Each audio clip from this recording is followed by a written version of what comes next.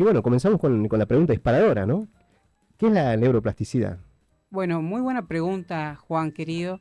Para comenzar, bueno, este tema sí tiene una implicancia muy relevante para la población en general. Por ahí estos términos que vamos a hablar científicos suenan un poco alejados, pero en realidad nada más común y necesario para poder hablar y discutir acerca de recuperación en cuanto a lesiones neuronales, que es algo que muchas personas se preguntan luego de tener o en sí mismas alguna enfermedad neurológica o en un familiar cercano.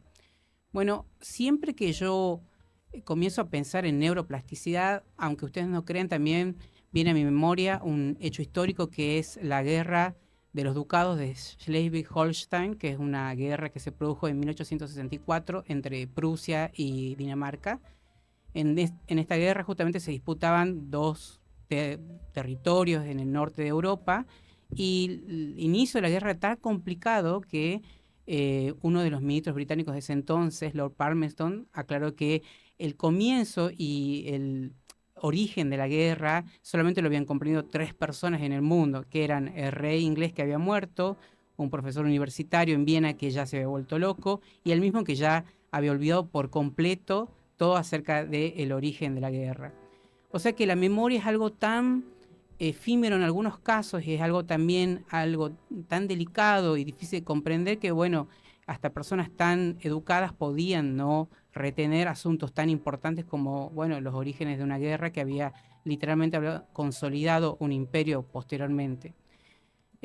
La plasticidad neuronal se comenzó a estudiar por justamente los años 60 con Miller y otros científicos en Estados Unidos y se hablaba mucho en ese entonces de un fenómeno que era el fenómeno de reconstitución, o sea, a algunas ratas se les enseñaba mediante estimulación y sugestión un comportamiento y posteriormente se les volvía a insistir en el mismo comportamiento y se les daba una descarga eléctrica para poder ver cuál era el resultado posterior y muchas ratas olvidaban el comportamiento sugestionado.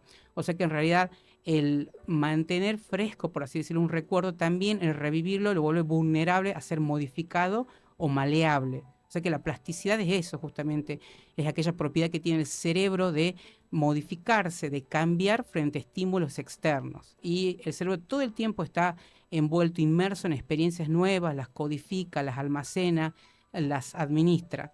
La plasticidad entonces es eso, es la capacidad de modificarse que tiene el sistema nervioso central.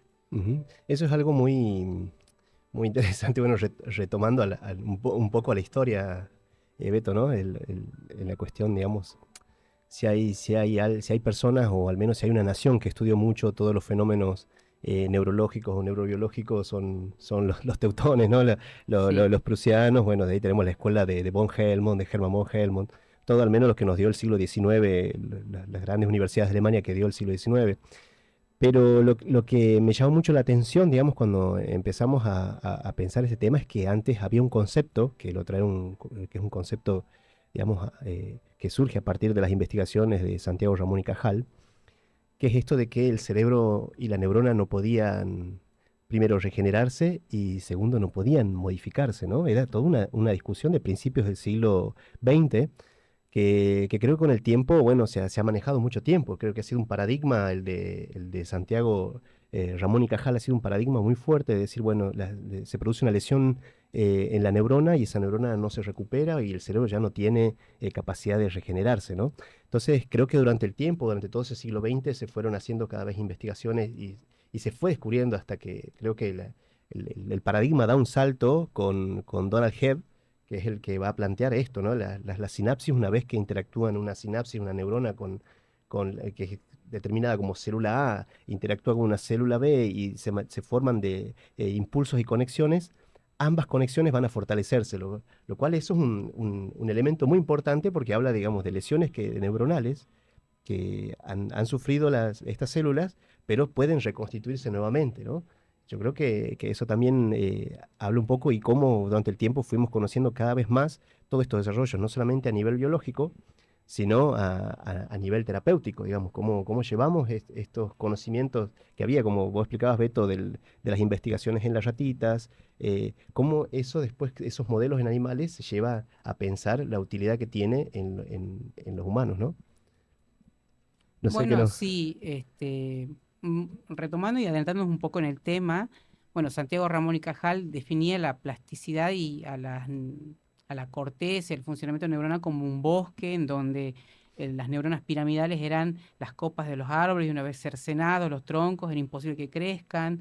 Virchow, justamente parte de la escuela alemana del siglo XIX, hablaba de que las células de la glía eran simplemente células de sostén, como cemento que sostenía las neuronas, pero todo esto, bueno, estos conceptos tan fijos que en algunos momentos nosotros mismos utilizamos para que los pacientes comprendan la gravedad de las lesiones, se han visto modificados por investigaciones del siglo XX y también muy recientes en las que, bueno, justamente se habla de que hay una neurogénesis, hay una producción de neuronas nuevas, sobre todo en regiones altamente relacionadas con la memoria, que son el hipocampo, ¿sí? Y estas neuronas nuevas tienen propiedades muy llamativas, por ejemplo, cuando se originan, son neuronas que tienen una alta tasa de respuesta frente a los estímulos excitatorios que le van a permitir desarrollar un árbol dendrítico, es decir, conexiones mucho más rápidamente.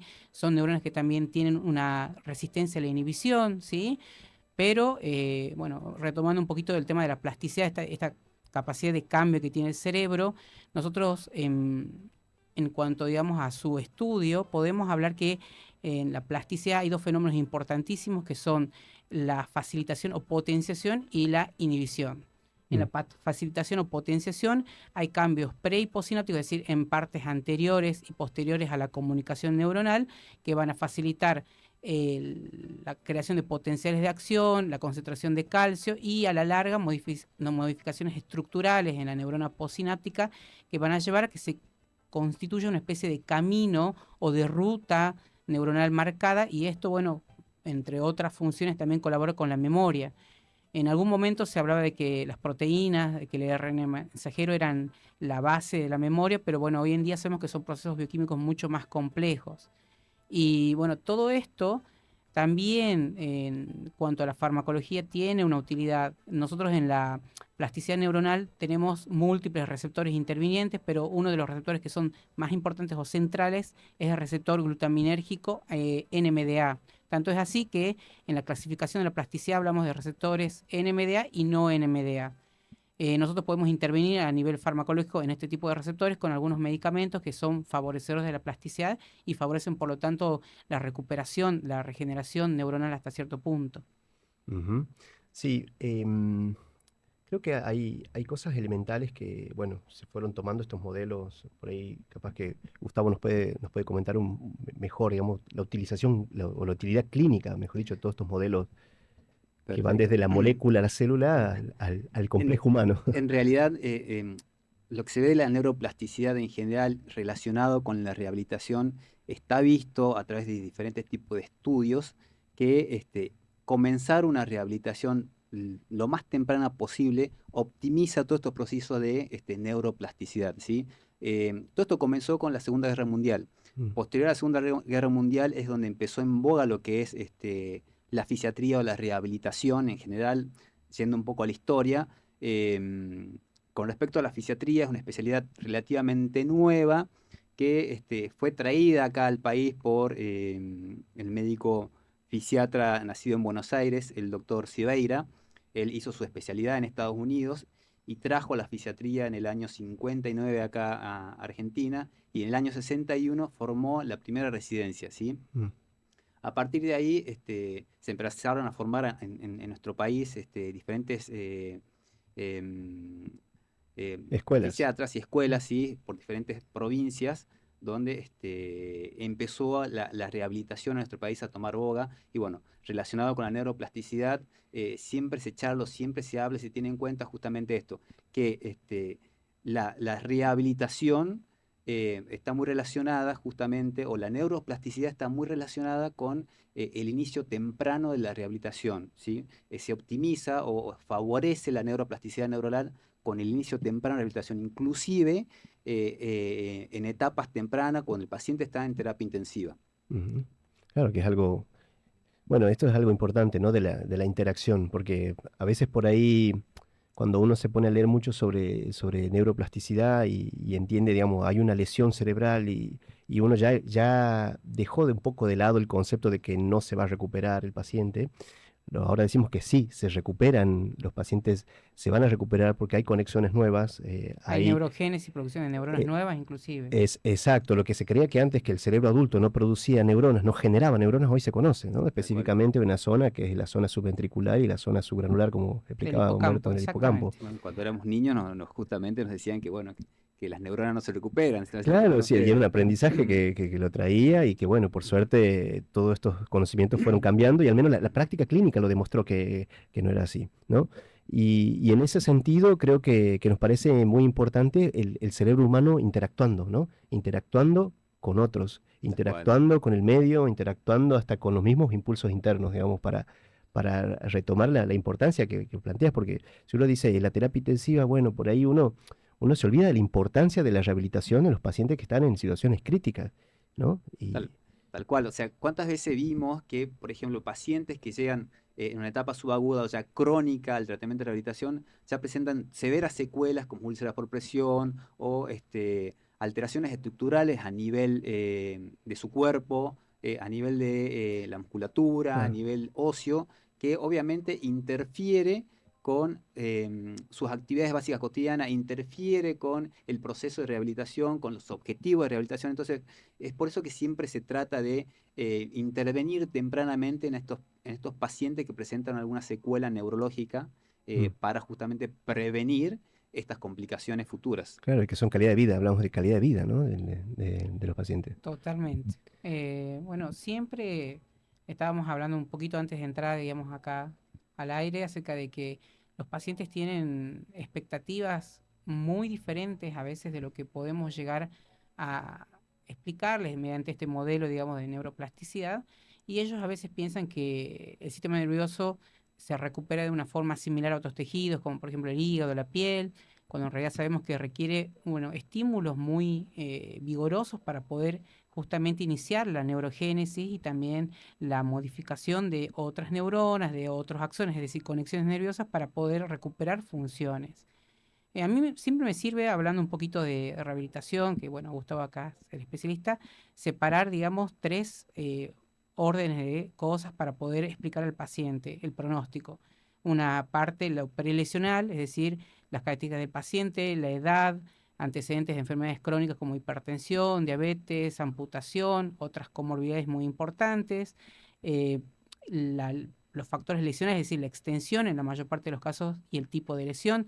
No es lo mismo un accidente cerebrovascular severo que una crisis convulsiva prolongada, por ejemplo. Siempre un infarto muy extenso, lamentablemente es un factor de mal pronóstico. Y bueno, los factores que a mí me gusta mucho explicar son los factores postlesionales, que son aquellos que sí son modificables. La rehabilitación, la adherencia a la rehabilitación, el hecho de que se pueda de alguna manera iniciar tempranamente, la realización de la misma por personal idóneo, justamente. Bueno, hay todo un tema medio complejo, pero lo mejor sería que el equipo esté compuesto por un médico fisiatra coordinando, un neurokinesiólogo, que es una persona que tiene formación hasta cierto punto en neurorehabilitación, terapistas ocupacionales, fonoaudiólogos. Bueno, Gustavo tiene mucha más experiencia en eso, pero bueno, en eso podemos incidir mucho más acá como modificación de los factores pronósticos de la neuroplasticidad y la neurorehabilitación.